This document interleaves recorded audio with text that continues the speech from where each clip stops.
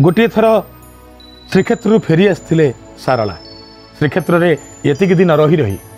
सारला दास अभ्यास हो जाता महाप्रभु जगन्नाथ को प्रत्यह दर्शन करवा। एठी आसी सारला चंडी आगे से दुख कहले कहले मालो श्रीक्षेत्र आसला दिन ठारू आउ जगन्नाथ को मुझे देखनी हे माँ सतरे कौन मु जगन्नाथ को केवे देखिपारि से दिन तिथि थिला आषाढ़ शुक्ल एकादशी से तिथि माँ सारला कहले व्यस्त होना तू जगन्नाथ को देखू आउ ते पुरी जावाक पड़ोनी